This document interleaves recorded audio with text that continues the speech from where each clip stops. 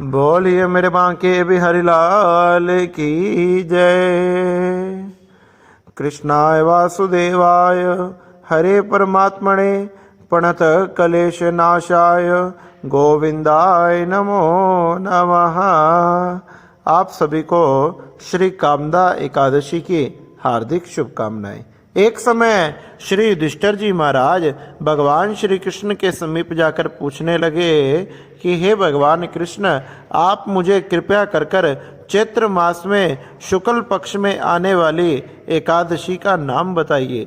उसकी क्या कथा है, उसकी क्या विधि है, आप कृपया कर मुझे बताएं। जब भगवान कृष्ण कहने लगे कि हे राजन, तुमने बड़ा ही सुंदर प्रश्न किया है। ये प्रश्न समस्त पापों को नष्ट करने वाला और पुण्यों को बढ़ाने वाला है। चैत्र मास के शुक्ल पक्ष में जो एकादशी आती है उसका नाम कामदा एकादशी है। आप ध्यान पूर्वक उसकी कथा को सुनिए। एक समय की बात है, प्राचीन समय में स्वर्ण और रत्नों से सुशोभित रतनपुर नाम के नगर में मंदोमत, पुंडरीक आदि निवास करते थे। वहाँ बहुत से नाग रहा करते थे तथा उन नागों के बीच में ही गंधर्व, किन्नर और अप्सरा राजा पुंडरीक की सेवा किया करते थे। वहाँ ललिता नाम की सुंदर अप्सरा और ललित नाम का बड़ा ही सुंदर गंधर्व रहा करता था। वह दोनों स्त्री पुरुष आपस में बड़ा प्रेम किया करते थे और दोनों हमेशा एक दूसरे के साथ रहा करते थे। धन धान से भरे हुए अपने घर में सदा निवास करते थे, क्रीड़ा किया करते थे। एक दिन उसका पति गंधर्व अपने राजा पुंडरीक की सभा में गान करने के लिए गया, नृत्य आदि करने के लिए गया। जैसे ही राजा के आदेश पर वह बड़ा ही सुंदर गीत गाने लगा तो गीत गाते गाते उसके हृदय में उसे अपने पत्नी की याद आने लगी। पत्नी की याद करता करता उसे गाने का होश नहीं रहा और उसके सुर बिगड़ने लगे। जैसे ही वह बेसुरा गाने लगा तो बेसुरा गाते ही उसके पद ठीक ताल पर विश्राम नहीं लेते थे। जब करकोट नाम के नाग इस भेद को जान गया और उसने पुंडरीक नाग से जाकर सब वृतांत कह दिया। क्रोध से पुंडरीक की आंखें लाल हो गई और उसने कामातुर हुए ललित को श्राप दे दिया कि हे दुर्बुद्धे, तू मनुष्य को खाने वाला राक्षस होगा, क्योंकि तू मेरे सामने गान करता हुआ अपनी स्त्री के वश में हो गया, जिससे तेरे सारे सुर बिगड़ गए। उसके वचन से वह राक्षस रूप हो गया और उसके भयंकर मुख और बुरे नेत्रों को देखने से बड़ा डर लगता था। ललिता ने अपने पति की भयंकर आकृति को देखकर बड़ा ही दुख हुआ, बड़ी ही चिंता करने लगी कि मेरा पति शाप से पीड़ित है। हाय, मैं क्या करूं, मैं कहाँ जाऊं, ऐसा क्या उपाय करूं। इस चिंता से उसको शांति नहीं मिलती थी। वह दोनों कठिन वन में घूमने लगे। वह राक्षस निर्दयी, पापी, कुरूप और मनुष्यों को खाने वाला हो गया और ललिता उसकी यह दशा देखकर बहुत दुखी हुई और रोती हुई उसके साथ गंभीर वन में घूमने लगी। एक समय ललिता ने विंध्याचल के शिखर पर श्रृंगी ऋषि के परम पवित्र आश्रम को देखा।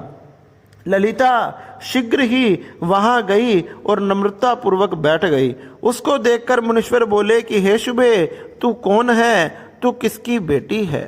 जब कहने लगे कि तू यहाँ किस प्रयोजन से आई है, किस लिए आई है, यह मेरे सामने सत्य सत्य बता। ललिता बोली कि वीरधवना नाम का महात्मा गंधर्व है, उसी की मैं बेटी हूँ। ललिता मेरा नाम है। हे माँ मुने, मेरा पति शाप के दोष से राक्षस हो गया।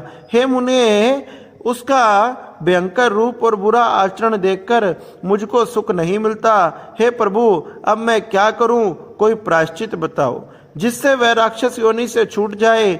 ऋषि बोले कि चैत्र मास के शुक्ल पक्ष की कामदा नाम की एकादशी, इसका व्रत करने से मनुष्य की सारी इच्छाएं पूरी होती है। मेरे कहने से विधि पूर्वक उसका व्रत करो। इस व्रत का पुण्य अपने पति को समर्पित कर दो, इसीलिए उसका यह शाप इस पुण्य से क्षण भर में दूर हो जाएगा। हे राजन, मुनि का वचन सुनकर ललिता बड़ी ही प्रसन्न हुई।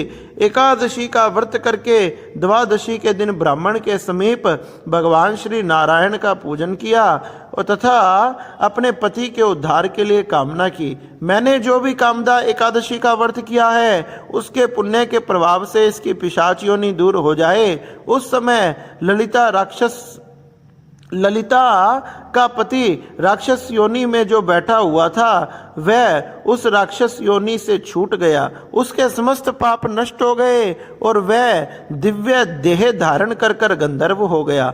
उसकी राक्षस योनि दूर हो गई और हे राजन, यह जानकर उसकी पत्नी बड़ी ही प्रसन्न हुई। व्रत के प्रभाव से दोनों सुखी रहने लगे तथा अंत तो गत्वा भगवान के धाम को प्राप्त कर लिया। इसलिए हे राजन, जो इस व्रत को करता है उसकी सभी अभिलाषाएं पूरी होती है, सभी इच्छाएं पूरी होती है और समस्त जीवन के पाप नष्ट हो जाते हैं। इसलिए व्यक्ति ने जरूर कामदा एकादशी का व्रत करना चाहिए।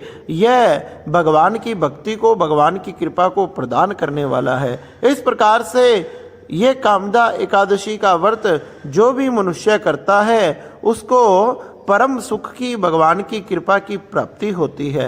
इस प्रकार से भगवान श्री कृष्ण ने श्री युधिष्ठिर जी महाराज को ये बड़ी ही पवित्र चैत्र मास के शुक्ल पक्ष की श्री कामदा एकादशी की व्रत की कथा सुनाई। बोलिए श्री बांके बिहारी लाल की जय।